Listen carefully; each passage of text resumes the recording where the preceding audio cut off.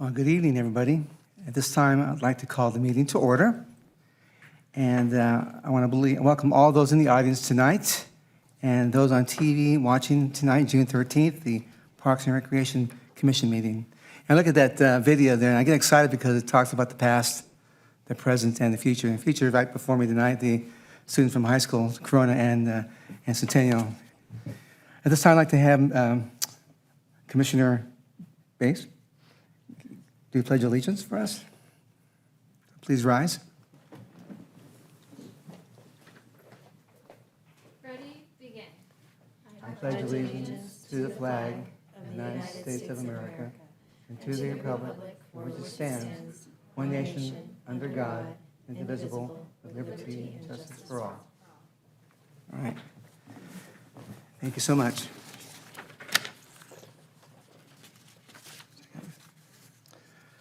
Ms. Vargas, would you please call a roll, please?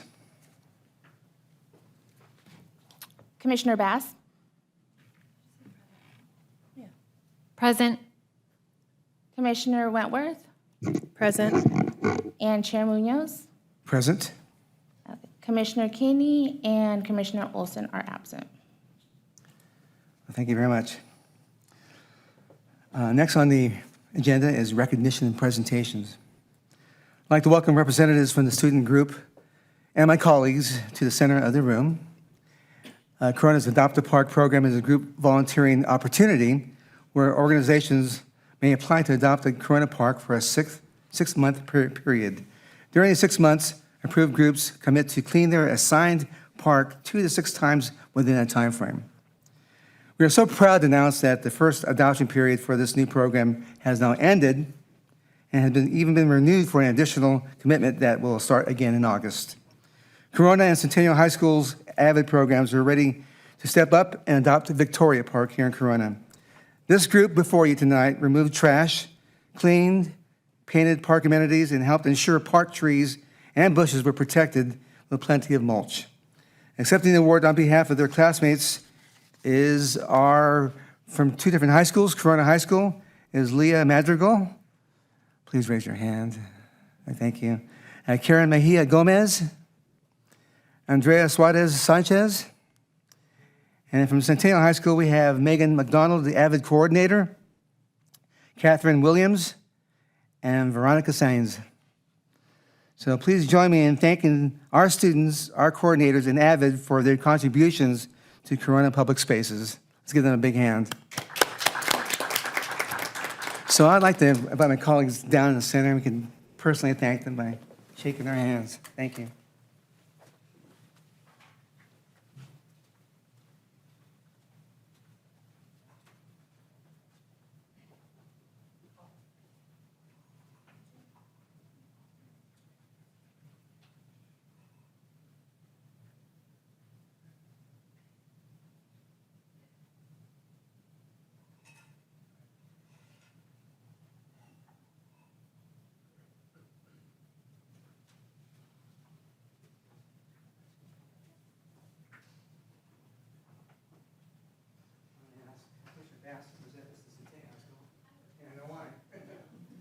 Again, thank you so much for what you've done and what you will do in the future, and thank you so much for being the coordinator for all that. Thank you guys so much for your service. Thank you for your service. I know. Thank you so much. Thank you. Thank you so much.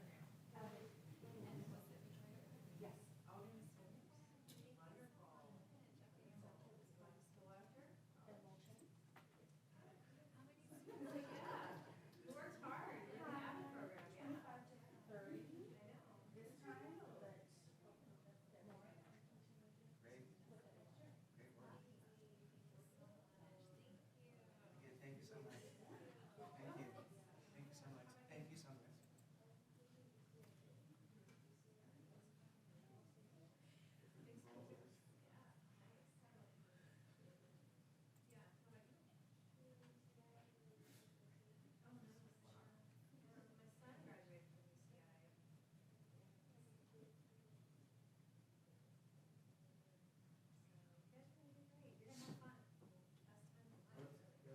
Very good.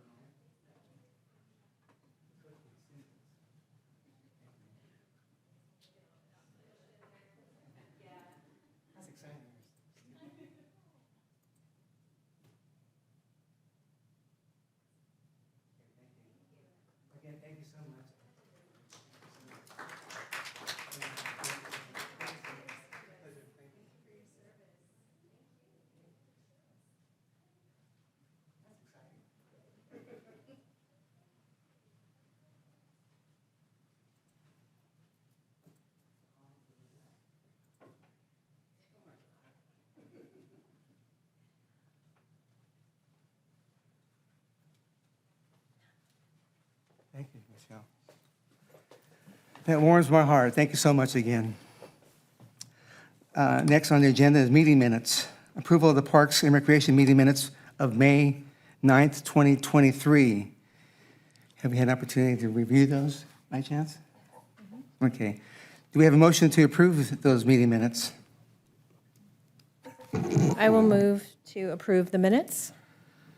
Okay. And do we have a second? I second. Okay. Ms. Vargas, will you please take a vote? Commissioner Bass, Yes. Chair Munoz, Yes. Commissioner Wentworth, Yes. Motion passes. Thank you very much. Consent calendar. I always seem to mess this up, so I apologize. I always ask, do we have any questions about this? Commissioner Wentworth? No. Commissioner Bass? No. Okay, thank you. Do we have a motion to approve the developer impact fee balance bond? I will move to approve the consent calendar. Do we have a second? I second. Ms. Vargas, will you please take a vote? Commissioner Bass, Yes. Commissioner Wentworth, Yes.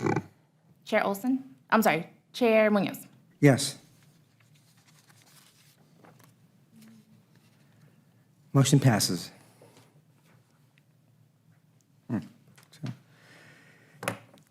Communications from the public. This portion of the agenda is intended for the general public comment only on items within the commission's jurisdiction that are not listed on the agenda. Persons wishing to address the Parks and Recreation Commission are requested to identify themselves and state the matter on which they wish to comment. No action will be taken on matters not listed on the agenda. For those that do speak, though, please provide and observe a 3-minute limit for communications. Ms. Vargas, are there any speaker or comment cards from the public? Yes, Chair, we have one speaker card. Fantastic. Hi, my name is Joanne Holloway. I live in Corona at 1776 Fraser Circle, and I moved here from Anaheim in January of 2018, and when we picked our forever home and purchased our forever home away from the city where it was quiet. And when we purchased our home, you could sit outside any time of the day and enjoy the peace and quiet, up until 2019, when that quiet was shattered by the sound of pickleballs. I know you're probably thinking, why now after so many years? At first, I did call the Park and Rec number and I asked to speak with somebody. I didn't get to speak with anybody. I was told to leave a message and I did. I never got a return phone call. And so at the time, I was calling to ask if there was a way to cushion the sound. The sound, the noise is disrupting, caused by the players, have become a significant issue for my family and the surrounding neighbors. I am the vice president of the HOA that surrounds the court, and none of us were informed, notified, or warned that this was going to take over our quiet little community. I asked a few neighbors, our property manager, if they had heard anything about the tennis courts being turned into pickleball courts, and all stated no. I did ask how they felt about it, and some were not happy about the extra noise that comes from these courts. My children and grandchildren would rather not come spend time in our home due to the sound being played every Saturday and Sunday, 14 hours a day. There's a sign at the steps of the court that states park hours 5 a.m. until dusk. There are no signs that state that when the game can start and stop. And on this past Sunday, June 11th, at exactly 5:40 a.m., my morning was rattled by the sound of a couple that decided to play a game, not giving any thought to the families that lived around their court. Our homes were there first, not the pickleball courts. On Monday, I called the Parks and Rec again and stated that I wanted to file a complaint, hence the reason I'm here today. I was wondering if there's a possibility to relocate these courts to a more open, a more open area with ample parking. The parking, as you know, lines Border Avenue all the way from the top of the street down to the elementary school, and sometimes overflows onto our streets. My next door neighbor had owned their home, I'm so sorry, for 20 plus years. And the last few years they had rented, and they lost their tenants due to the pickleball courts. And in fear of trying to find yet another renter, they sold their home and left the city of Corona. My husband's grandmother lives with us. She's 93 years old. She's on hospice care at this moment. And we have come to the conclusion that after she passes, that we may be selling our forever home and moving out of the city as well. Thank you for your time. Thank you. Ms. Vargas, are there any other speaker cards? No, Chair. Oh, okay. Youth update, report by teen. Can I just Go ahead. make a comment? Thank you for speaking tonight and bringing this to the commission. And I would like to ask the staff to put this on the agenda for further discussion.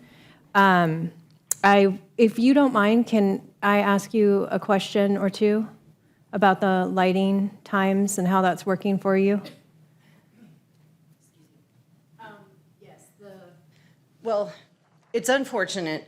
My home is the very corner home right down the green belt. So our bedrooms face that lighting. Right. And so that light shines into our bedrooms. My husband and I do not even spend time in our rooms until after 9 p.m. when those lights go out. We sit in the front room and we wait. And so are they working? Yeah, they go right out at 9 o'clock. Okay. So to answer your question, when the lights weren't there, it was a little more peaceful in the evening time. Were you living there when the light, because there was lights there prior and they broke and they weren't replaced. Were you living there when the lights were there prior and on with the Yes. basketball and tennis courts? Yes, and at one time I did call and I asked somebody, the lights were left on. They had been on, I think they were on for like a couple days at one time before the LED lighting went in, when it was the older lighting. And it didn't happen very often.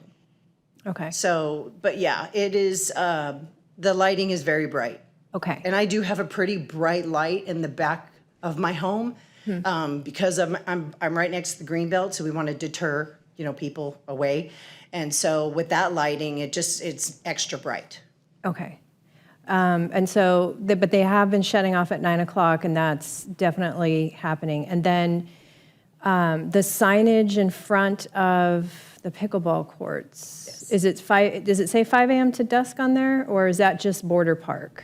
I'm just curious, because I can't remember. I have a picture, by the way, if you need to Yeah. see it, but it just says park hours. Just park hours. Yeah, and then 5 a.m. to dusk. And so the stairway is here and the signage is right there. You don't even have to walk up the stairs to get to the courts to see that. Got it. Okay, so if we could add on into that the clarification on signage for the commission. So I want to get a handle on exactly what's going on, and possibly, we can have some community meetings and move forward. We can't put it and discuss it as a commission on the agenda on any public speaking card. It's the same with the council, but we're allowed to put it on the future agenda. So I'm just trying to get from you some items moving forward that we could have further discussion on. So Sure. you can also email us anything as well. The three main things: lighting, sound. Right. Sound's kind of number one. Right. Parking, definitely,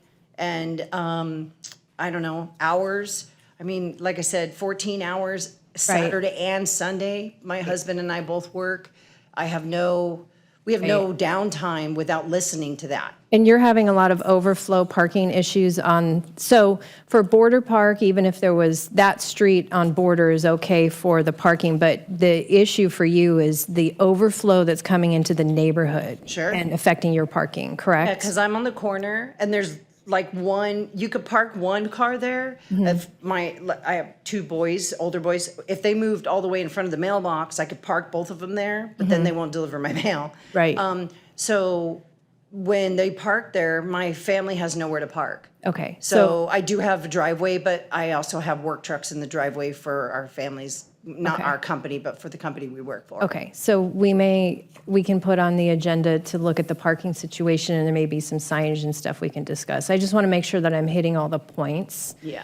That's why I had you come back down. No, that's okay. Yeah, That's okay. yeah. And sound is Right. like I said, extremely important as well. Yeah. I can't explain to you the sound. And You don't have to explain to me the sound. I don't play, I play touch tennis over there, which uses a foam ball, which actually makes no noise. Wow. I know. But I know the sound, and I do play pickleball occasionally. So I know the sound, and I am aware of the amount of hours. I just couldn't recall the signage, so I just wanted to make sure that we hit all the points. And if there's something else that you think of, you can certainly email us, and we can put this on a future agenda item so we can talk about this. Yeah, it would be great. I've had 4 back surgeries. I am disabled. I do work because of the economy. Mm-hmm. I'm putting off a 5th back surgery because of the noise. Okay, I literally am waiting until winter because that's the only way I can I'm really recover. sorry to hear that it's that disruptive. I It really is. am. It Yeah. truly is. And like I said, family doesn't want to come over because it's just so loud. Yeah. So, yeah, that's pretty much it. Sound, parking, and the noise. Okay, so you hear me Signage. requesting to put it on our agenda, so do hear- our yes, thank you. Yes, so that can be done, and I can't determine that. The staff will determine That's when they okay. can get on the agenda. Normally, we don't meet in July because of the concert series and stuff. Just to Okay. give you a heads up, so they'll put it on there, but you can find it on the website as well. Okay. You know, I would look probably for start looking in August, Thank September. you. Okay, and I will look for that as well. And so you'll see more of me. Yes, thank you. We can confirm we'll have it on a future agenda item, and I have the notes on your areas of concern that we'll report on. Thank you. And thank you very much for your comments. I know it takes a lot to stand up in front of a podium and start sharing your thoughts and fears. Commissioner Pass, you have any questions about that, by chance? No. Okay, thank you. Thank you. Without further ado, I'd like to see if we have a youth update. No, not this time. I Chair guess we get, Munoz, I can go ahead and give that update. please, thank you. TAC's next event is Murder Mystery, which will be held on Thursday, July 27th from 5 p.m. to 7 p.m. in the Family Room. Unfortunately, we do not have Murder Mystery for adults. However, it's possible that we will be able to host Murder Mystery for both teens and adults in the coming years. Our theme this year is 1920s Mafia. This year, we have 10 actors, 6 waiters, and our setting is a train, specifically the Grace Tabor Express, named in reference to the Grace Tabor Room where TAC holds their meetings, and in honor of the first library director. Space is limited to approximately 20 to 30 people, so people will have to register at the Adult Information Desk by July 20th if they'd like to attend. Thank you. Thank you. Ms. Vargas, are there any speaker cards from the public? No, Chair, no speaker cards. Any written comments from the public? No written comments, Chair. Thank you so much. Commissioner Bass, any comments? No, not at this time. Thank you. Thank you. Commissioner Wentworth? I want to thank you so much for adding that to the agenda and discussing those comments too. Thank you. Appreciate it very much. Next, we have a very important discussion with Community Services. Thank you, Ms. Finch. Thank you, Chair Munoz and Commissioners. I'm excited to be here today for my first Park and Rec Commission meeting. I know I've had an opportunity to meet with a few of you, but just for anyone who is not familiar with me, my name is Donna Finch, and I'm the interim director. So thank you all for being so welcoming over the last few weeks while I've transitioned into this role. I do appreciate it very much. But I do want to introduce our community services report. I know that this is a standing item that's been on the agenda for all of the commission meetings. We are revamping the report a little bit to make it more department focused. We've renamed it to the community services report. It was previously called the director report. And we are grouping the items based off of the primary divisions of recreation services and parks, facilities, and trails updates.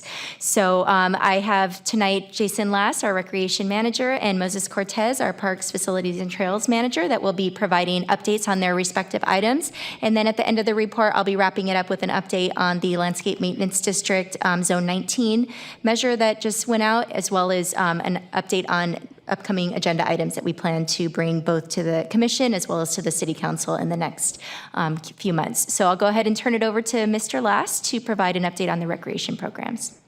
Thank you, Ms. Finch, and good evening, Commissioners. It's a pleasure to be before you. We just kicked off summer programs, and boy, have we been busy, so I have a lot of really exciting updates I'm going to be bringing before you for our start of our season here. And first up, I'm really pleased to announce we're going to be doing some old school back to fun recreation at the Circle City Center. So in addition to all the great contract classes, all the room reservations that are taking place, we're doing some free and low cost back to basics recreation, drop-in opportunities. Families can sign up during the summer break. Just need a break, need some air conditioning, some simple fun.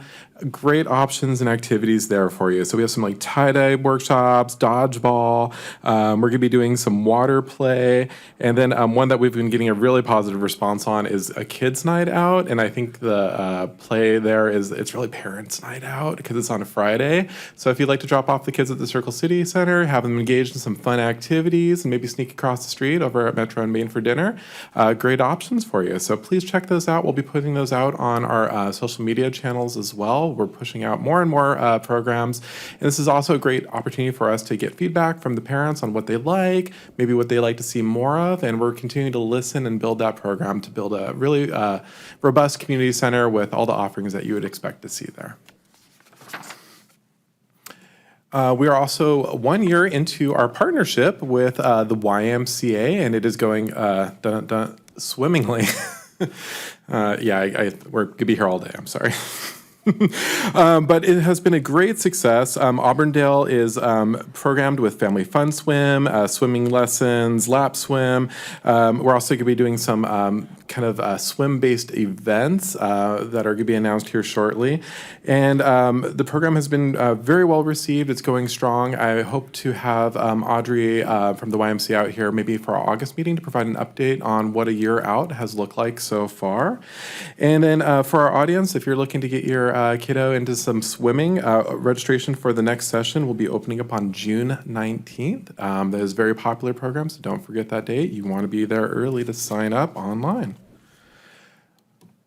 Next up, we have, last Monday, city staff in partnership with Riverside County Office on Aging began a soft launch for our meal services at the Corona Senior Center. We've been talking about this one for a while, so I'm pretty excited about it. The goal of this program is to reduce hunger, food insecurity, and malnutrition while promoting social engagement and well-being. Lunchtime meal services are currently offered for individuals 60 plus, Monday through Friday, with a $3 suggested donation.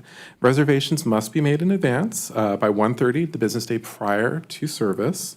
And additionally, I would like to invite our commissioners to join us. Invitations are going out from Ms. Vargas to our ribbon cutting event on the 21st. We're going to be doing a little photo op in front of the senior center, but more importantly, we're going to invite you to get engaged in our services and help us with a meal service delivery. So you'll actually be able to help us take meals, serve, and more importantly, engage and talk to our clients, because that's really where the fun's at. And pictured here, you can see some of our staff getting ready for our opening there. We have our Cambro unit that was provided by the county that keeps the meals hot. We got our Serve Safe and our food handlers certificates.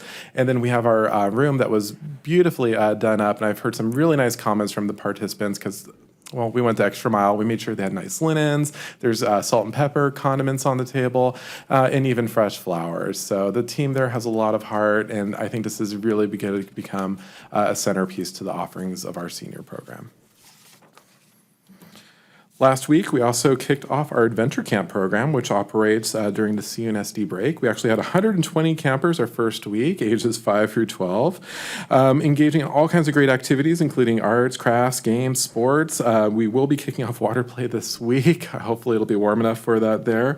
And great, just creative, organized play. Our amazing staff is very engaging. They have different rotations, different things happening every hour on the hour. There's some big games going. We just witnessed this 100+ dodgeball tournament that was going on. It's just so fun to see the Civic Center activated with energy, and to see the campers just having a really positive experience there. There is space, and that is going to be available through August 4th. Just check on our website, and you can sign up at any time.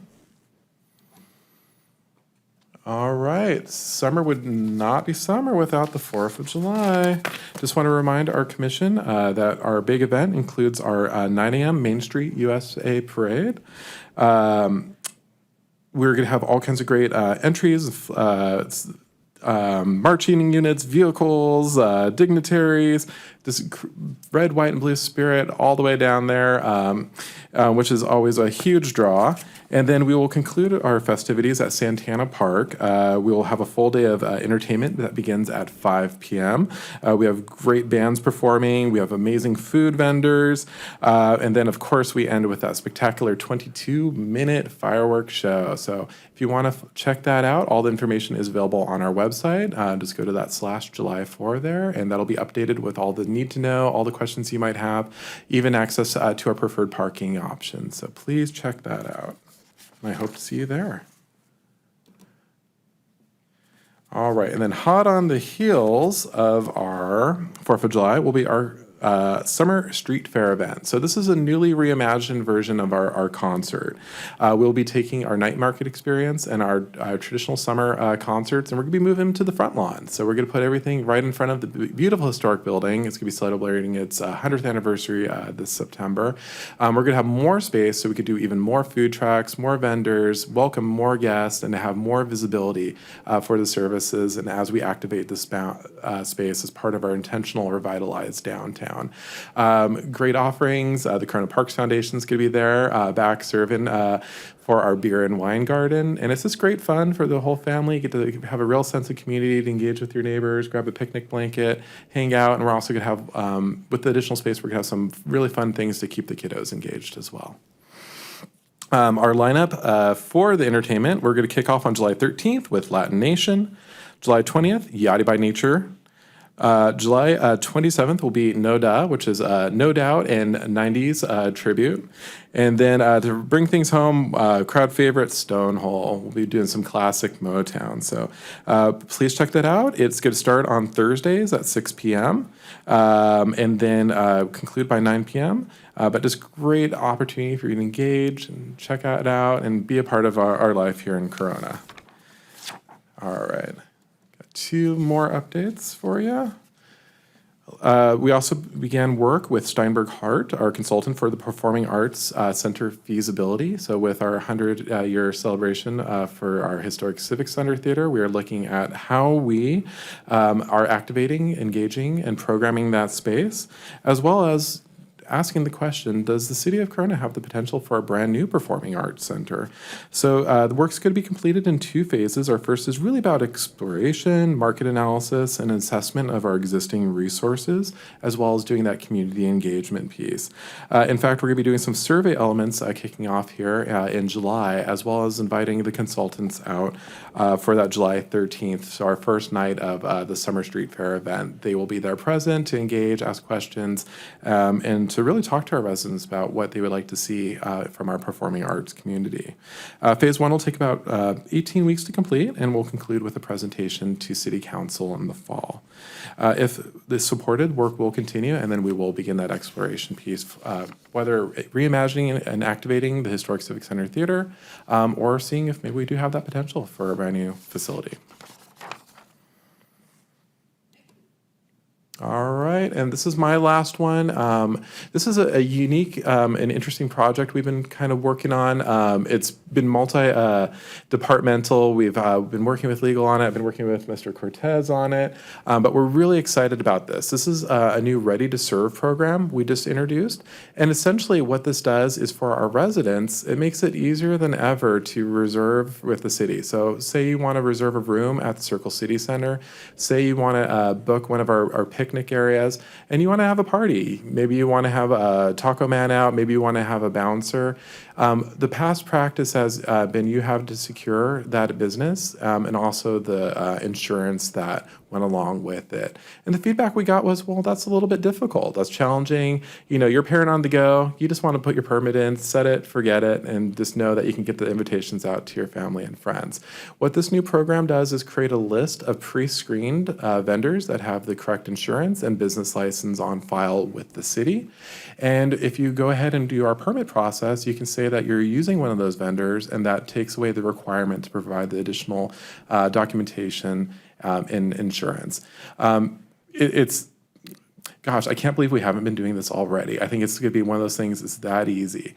And this is a great program for our businesses here in Corona too, because it's opt-in. There's no requirements. We're not saying one business is better than the other. If you provide the correct insurance and business license, you can be a part of that. So all that information is going to be available on our website.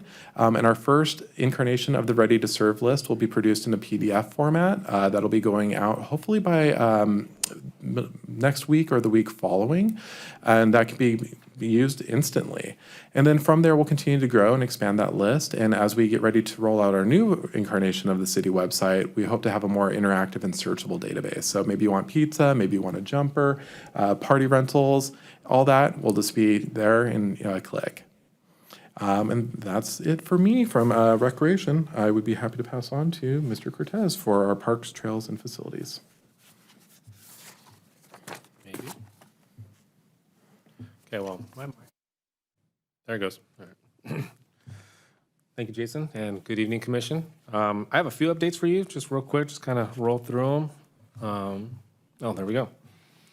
So first up is our splash pads are open. So we did open our splash pads both at Citrus Park and Ridgeline. We opened them on May 26th, was the weekend or the Friday right before Memorial Day weekend.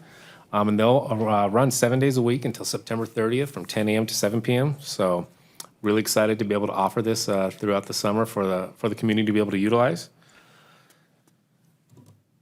Next up, I wanted to kind of touch on our past tree planting event. We did this last weekend at Mountain Gate Drive. We planted 115 trees. I know I saw Chair Boonies out there. We planted 115 trees between Upper and down to basically we went all the way to Main Street to where the park is. Filled a bunch of vacant sites. We actually got some positive feedback from the residents walking, asking us initially when we got there, what are you guys doing? What are all the holes for? And you know, it's a great event, and this counts towards our 3,000 trees per year that we're planting over the next 5 years. So it's really nice to drive around town.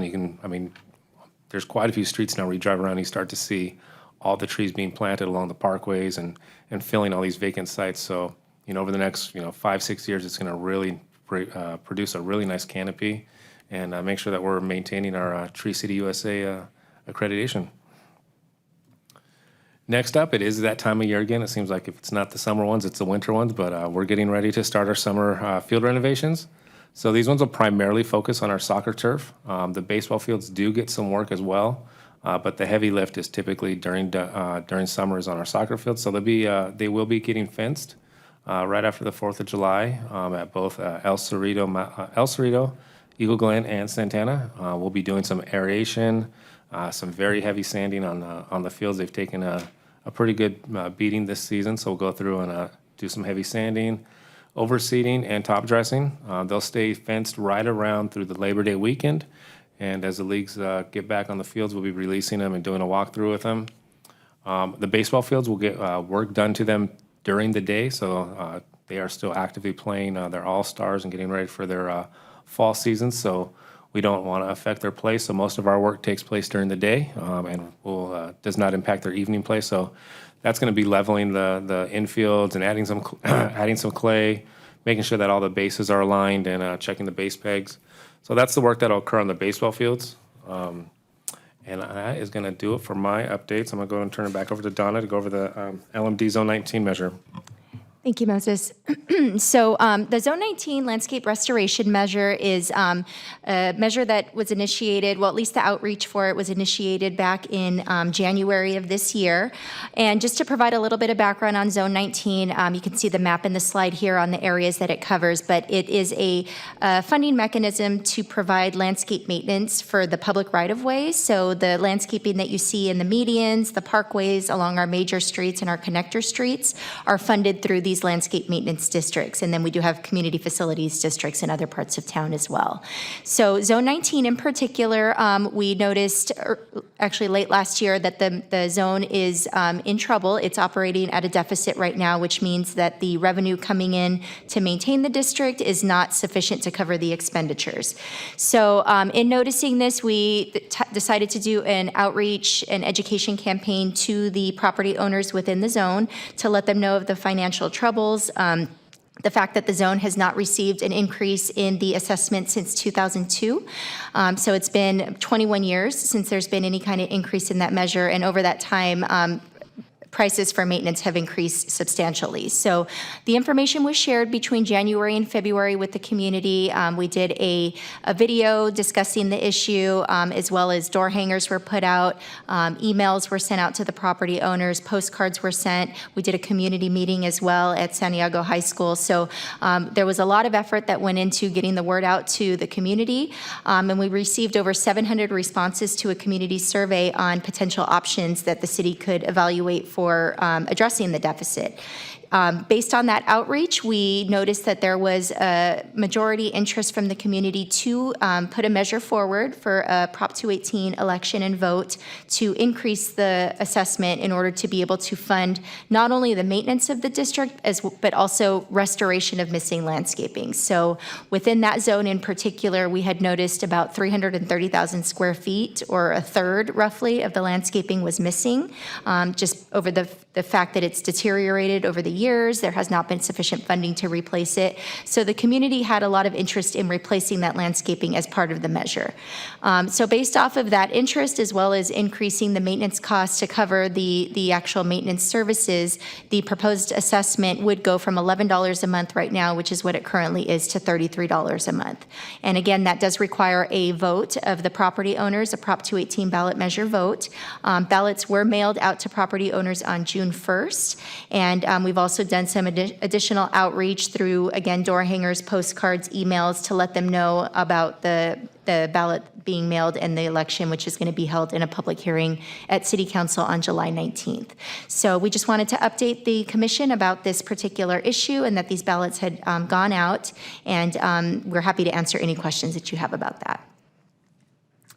So in conclusion for this presentation, I just wanted to highlight some upcoming agenda items. I know you've received presentations over the last few commission meetings on the City Park Master Plan, the Trails Master Plan, and the Park and Recreation Master Plan. We do have some upcoming dates where these items are going to be coming back for final review and hopeful approval. So the City Park Master Plan is the first one that's going to be coming up. We have that scheduled next Wednesday, June 21st, for City Council study session review, and then we will be bringing back that report, or at least we are prepared to bring it back on July 19th for adoption. The next one is the Trails Master Plan. That one is going to come back to the Park and Recreation Commission again for review on August the 8th. And then the tentative timeline right now is to take that to City Council for their final review on August 16th, and then final adoption by the City Council on September 6th. Again, those are tentative dates, but we wanted to make sure we highlight those as part of our plan. And then the last one is our Park and Recreation Master Plan. That right now is also scheduled to come back on August 8th for Park and Rec Commission review, and then City Council final review on September 20th, and City Council final adoption on October 4th. So that concludes our community services report. I'm available for any questions, as well as Jason and Moses as well, if you have any questions on their items. Thank you, Ms. Finch. Are there any speaker cards or written comments from the public? No, Chair, no speaker cards or written comments. Thank you very much. Commissioner Bass, any questions or comments?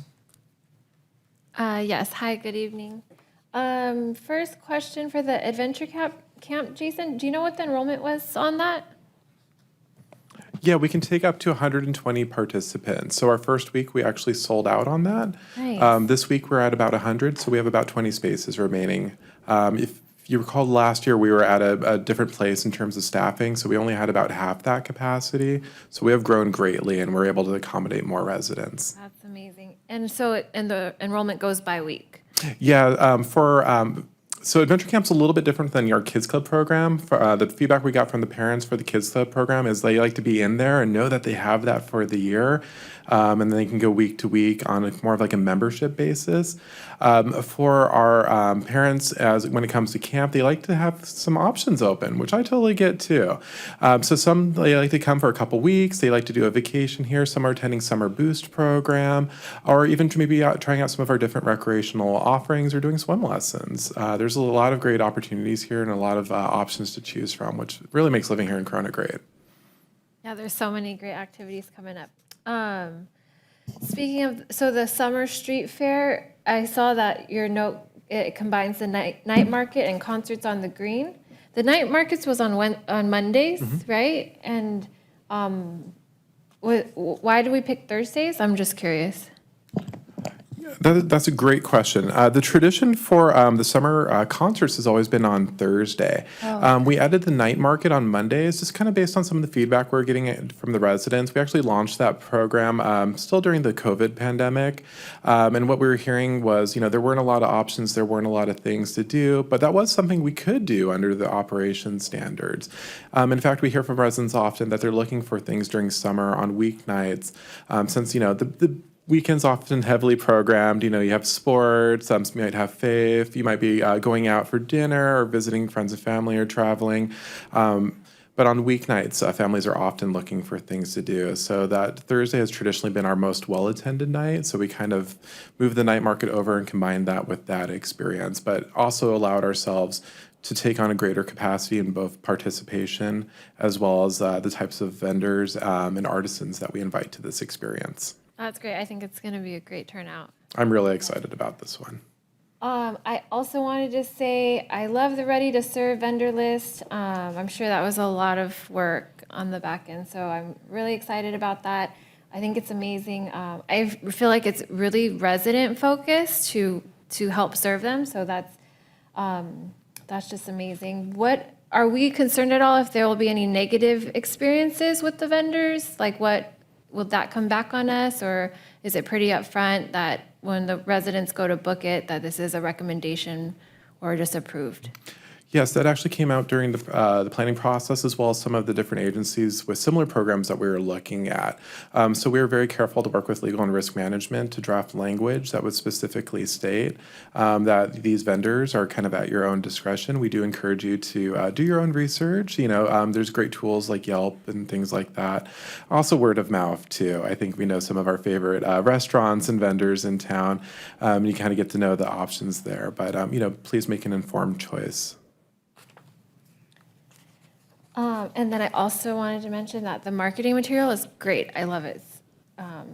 So I don't know who puts that together. Oh, which material? Just the camp, the 4th of July, all the marketing, the design on it is really great. Oh, that's a team effort all the way. Thank you. I think, I had a question about the Zone 19 landscape. Do we know with the $33 per month, how long do we expect that will keep us up with the costs? So the $33 a month, it includes a interfund loan to replace the missing landscaping. So it's kind of a two-part fee. Roughly 50% of it is the maintenance component, which is about $195 per year, or I think it would be about $16 per month. And then the other half is a loan. We're looking at about a $3.5 million loan from the general fund to help fund the restoration of the missing landscaping, and that has a 5-year repayment term. So after the 5 years is up, we do anticipate that fee to go down, but there is going to be a built-in escalator, so it would allow the fee to increase based off of consumer price index or 3%, whichever is greater, so we don't get into this situation again. And that will be just on the maintenance fee component. So it's a little complicated in the way that it's set up with the general fund loan repayment, but we do anticipate after 5 years that fee will reduce. We just don't know to exactly what point because we have that escalator built onto the maintenance cost. But it's supposed to be a long-term sustainable funding solution for the zone. Wonderful. Thank you.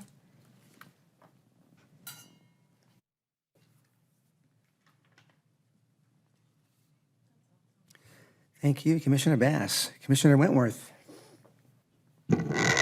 Thank you. What an exciting summer. Good job. It's just wonderful to see all of the activity, especially coming out of COVID. It's so great to see it all again. So I just want to say congratulations on the Nutrition Center and the ribbon cutting. And I know that's just a work from your heart, and it is fantastic, and it's something that's been sorely missing in our community and our senior center. So I'm super excited to go to that opening, and I'm really glad that we're here. I'm glad you're getting positive feedback. So it's a great step. I also wanted to ask you when the marketing materials for the concerts will be issued out. Commissioner Wentworth, that is also a great question because I have been asking the same thing quite regularly, and I am pleased to say by great authority that there is a draft in progress, and I'm very hopeful that we will have that out this week. So we will have digital versions of that available. That'll all be updated on our website, our social media materials, and then also we'll do traditional print. Last couple of years we've been doing these great posters on the 11 by 17 tabloid size, as well as traditional flyers, and then even some banners. So we'll be trying to get that word out as best as we can. I know everyone's really eager to be a part of this program. I know, and we had talked about, as a commission, having more visual prompts right on 6th Street, like if it was possible to take a banner and put it across 6th Street and announce the concert series and the street fair, and that had any of that, was that able to get worked on any more this season? Yes, we made some modest increases in that direction. We actually got, as part of our budget, we will be getting a healthier budget for some of the marketing pieces, so that will help us out tremendously. Also, part of this is we are doing a partial closure on 6th Street. Right. That's going to have a significant impact as well. So we're working with Mr. Cortez, Traffic, PD to make sure that there's ample signage well in advance of this event, so the residents can, well, A, plan for their transit, but also join us to be a part of the fun. Right, shutting that street down will get the word out that that there's something going on. You're right. So, okay. Yeah, I had a lot of questions about the marketing materials and people wanting them already. I also got a question. I had a resident that wanted to know if we were allowing outside food. I assumed that we were moving in the same direction as before with our concert series, where there is no one checking for outside food. If you wish to purchase food, you can, and if you bring your little cooler, that's fine too.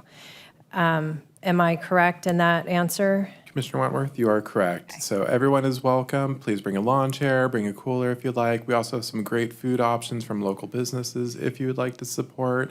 I know, not every night you can't do it sometimes, but, there's some great options and variety there. So maybe you want to pack a dinner, maybe have some dessert with us or mix it up.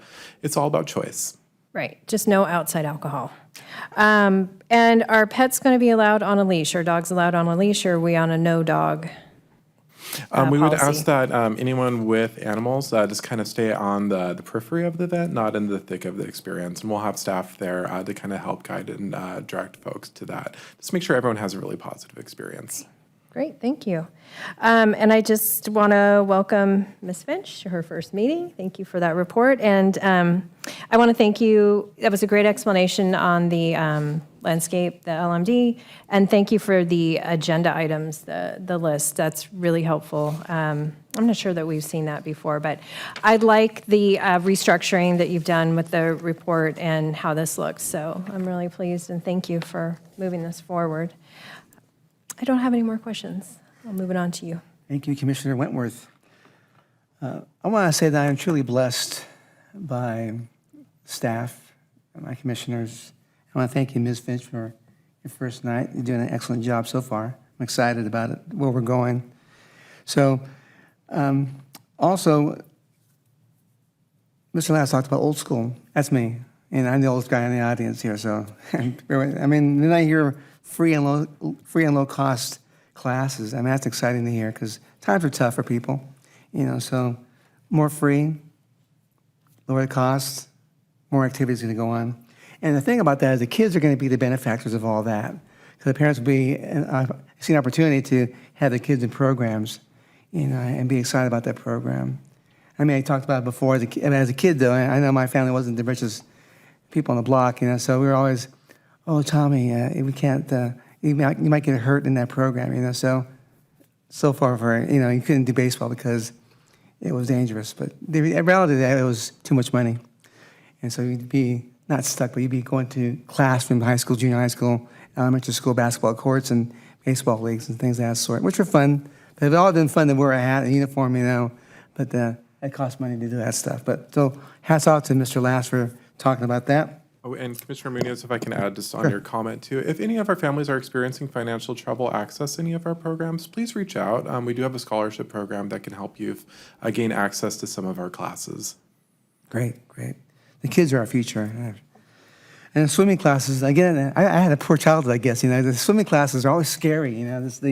This feeling of going in the pool with strange kids around you, and I was stranger than them, obviously. But then the smell of the aroma of the pool and all this kind of terrified me until like last year. So I'm kidding, but it still just terrified you as a kid growing up. And then I'm going to volunteer for a senior nutrition program in Ms. Vargas if I can. I'd like to be a part of that program. So also a veteran day camp. I'll talk about that later on in my commissioner minutes. But July 4th, looking forward to that. I invite my commissioners to drive together in the car. Last year I seen them walk, and then it's a long walk downhill. But as they get older and older, and it's getting harder to walk with canes. But no, I'm kidding about that. But we'll be driving together and be kind of excited to be a part of the program. And then summer concerts, I'm looking forward to that. We'll be out in front there. The beauty about the historical concert area is that it's going to be phenomenal, and the band lineup is fantastic. Look forward to that. My wife Paula and I do a lot of dancing, and we'll be there going crazy. And she's an excellent disco dancer, so we'll be dancing the night away with that. So I just kind of follow the lead, and so she makes me look good in everything I do. But and then Ms. Finch, I wanted to ask you about Zone 19. I didn't really catch it. Maybe I was zoning out there from dehydration. But what area is that exactly for? What streets? Yeah, so I can pull the map back up. I don't know if we can get the presentation up. It's a little bit tricky because it's pockets of neighborhoods within South Corona, and it's a little bit easier to kind of visualize when you see the map. Is it possible to get that back up? Okay.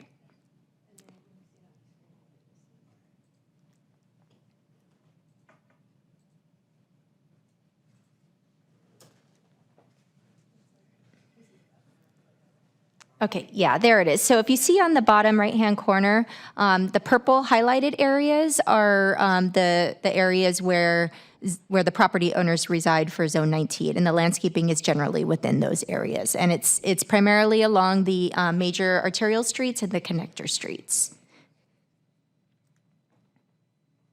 Great, thank you. I know for a long time, I do come home that way from Orange County, and then, but I see a lot of things along Foothill Boulevard, so it'd be nice to, at least, I could speak after hours with staff and talk about what's going to happen, besides the money part of it, that's a big part of it, but just the landscaping in general, and what's the master plan for shrub replacement, tree replacement, irrigation, and so those three things will kind of resonate in my soul about what's going to happen with that area, so. Yes, we'd be happy to speak with you about Thank you that so much. afterward. That's it for that. As we move on, the all-important Parks Capital Improvement Projects report.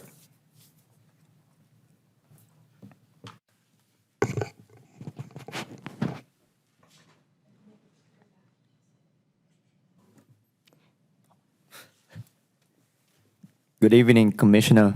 I'm Kenny Nguyen, the CIP Manager from Public Works. So for tonight, I will present the capital improvement plan for park project for fiscal year 2024. So the outline of this presentation is we want to recap the accomplishment for this fiscal year, and then we will move on to detail the proposed CIP for park project for next fiscal year. So what have we accomplished so far for this fiscal year? As shown on here, on the bottom left, we complete the demolition of the armory at the city park. We also installed the fitness equipment at the Lincoln Park. We also replace some of the amenities, like include like park bench, water fountain, picnic table at several parks, like include like Mountain Gate Park and Mangala Park. We also installed the median landscape along River Road between Lincoln and Corridon Street. We also replaced about 5,000 square feet of sidewalk and curb ramp at 4 different parks. So what do we have in plan for next fiscal year? So for next fiscal year 2024, we planning 16 park project. Currently, we do not have not planned any new CIP project yet, but there's a typo on there. Actually, there will be 4 existing projects that asking for additional funding, and there will be 12 carryover project, meaning that project that currently in existing project but has sufficient funding to move forward with the in next fiscal year. As shown on this slide, the project in blue are the project like existing project that requesting for additional funding, and the one in black are the one that carry over project. So I would like to go down the list and kind of briefly detail the scope of work and the current status.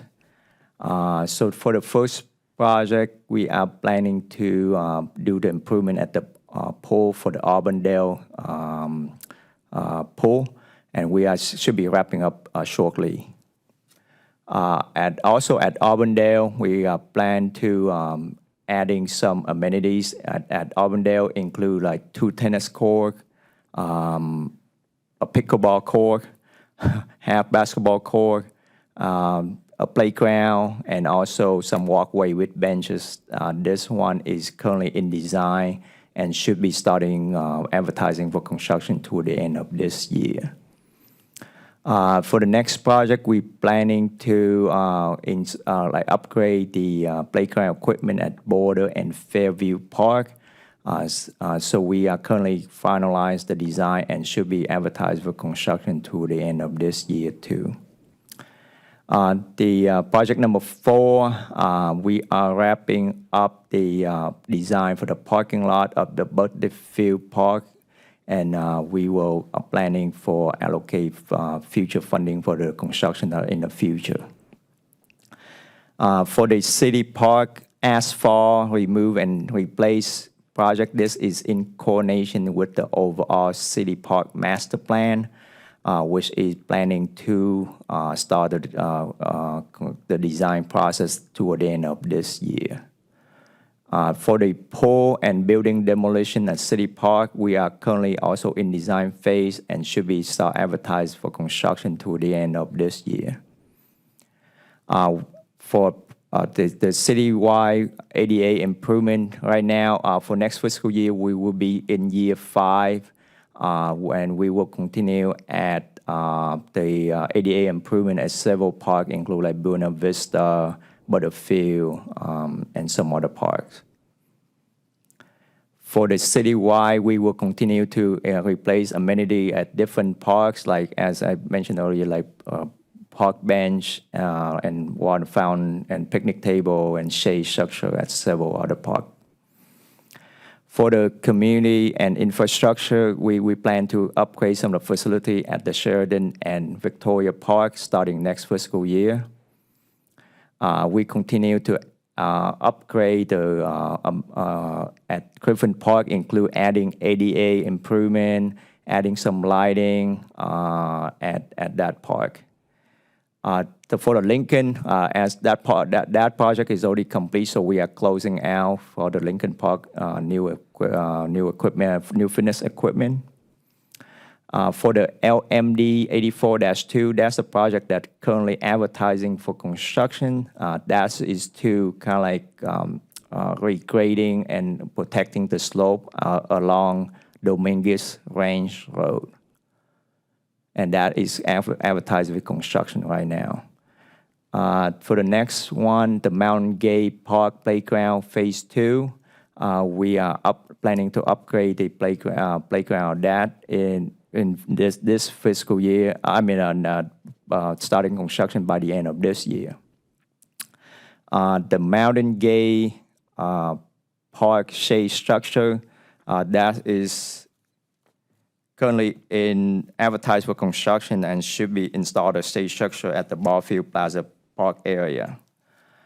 For the shade installation at Park, that was the one that we are going to install the playground at Village Park and picnic table.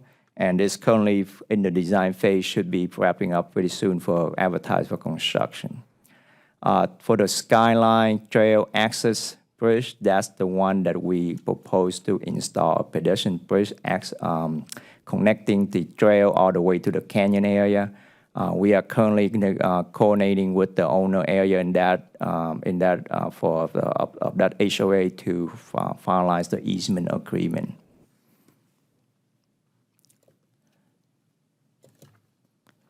So with that, conclude the presentation. I will be happy to answer any question. Thank you, Mr. Nguyen. Ms. Vargas, are there any speaker cards or written comments from the public? No, Chair, no speaker cards or written comments. Thank you so much. Commissioner Bass? Kenny, when did you say the city park pool and building demolition was going to take place? That one is currently circulate for review right now. Through the building plan check, and it should be starting toward the end of this year. That was my only question. Thank you. Thank you. Thank you, Commissioner Bass. Commissioner Wentworth? Okay, thank you. It's really encouraging to see an incredible amount of work being done on the parks in the city, and the money being spent reflects the amount of work that's getting done, and the progress through the ADA mandates has been great and wonderful to see that you're continuing with that, and the funding is reflected. I don't have any questions per se. Are you looking at starting, you have to, on the Skyline Bridge trail access, you need to get the right-of-way with the HOA and get that squared away, and then are you looking at starting construction on that in 2024, or do you anticipate that'll carry over into 25 before you even hit where you would start to put in that footbridge? So we plan, first thing first, we had to do the design first. So most likely we're going to take all the way until probably spring of 2024. And then we start advertising for construction, so probably in the late summer or next fall, like 2024.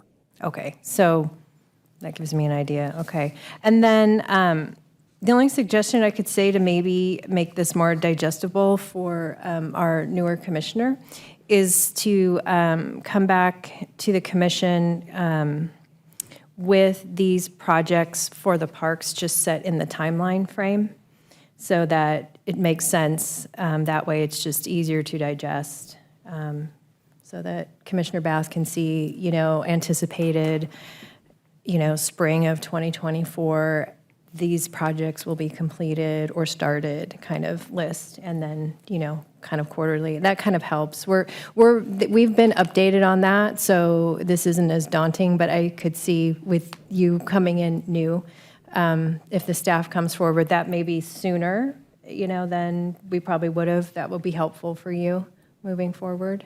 Yeah, well, it's helpful for us too, but just this is difficult, in this list like this. But normally we would get it, in a time frame. So when the residents ask you, when will this park be completed? A lot of times I'll just reach back into my, I hang on to these and I'll be like, oh, because I forget to. But yeah, if you guys could bring that more forward in the fall, which gives us a time look ahead for the year, that'd be great. Thank you. That's my only request. Yes, thank you for that feedback. We will look to make those adjustments.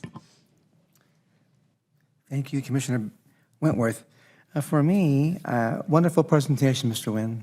Thank you so much. It really illuminates what's going on in Corona, and we're reinvesting in ourselves, and that's beautiful, fantastic. As I move on the agenda, I'm asking the commission members to report and comment on anything they wish to talk about. Commissioner Bass? Not much. I'm just excited for all the summer activities, and thank you for everyone's hard work. I appreciate you. Commissioner Wentworth. I just want to, again, welcome Ms. Finch to our commission up here. It's great to have you. And I'm excited for all the work, and everything you've been doing so far has been great. We have great meetings, so I'm looking forward to everything. I think this was a good update from the staff, and looks like a really successful summer we're headed towards, so I'm very excited. And I just encourage everybody to come out to the concerts, and if you care to imbibe in some beer and wine, you are allowed to do so in our beer and wine garden, which benefits the Corona Parks Foundation, and 100% of the sales go right back to Corona Parks without the overhead. So just give it a little plug there. And that ends my comments. Thank you, Commissioner Wentworth. As for myself, there's several different things, so bear with me. Number one on my list is Harrison Hope Center. That was a spectacular grand opening. And I want to shout out to Karen Roper for all the hard work she put together with staff and all the city council that was really just went forward with that one, hit a home run. And the key thing there I was reading here, that it addresses the complex issue of homelessness. And it was doing exactly that. Number two was something that Moses talked about a few minutes ago about Mountain Gate Drive tree planting. So I came home, my elbows and hands and knees were all full of dirt and grime, but it felt wonderful to get all grimy for Corona and get, planting trees. A cane for the parade? What? Didn't you say you needed a cane for the I do need a cane for the parade. So I need a cane for Mountain Gate Drive tree planting ceremonies. But I want to thank the volunteers that were there and city staff for a job well done. So I'm looking forward to the next one, which would be August. And may I ask what location?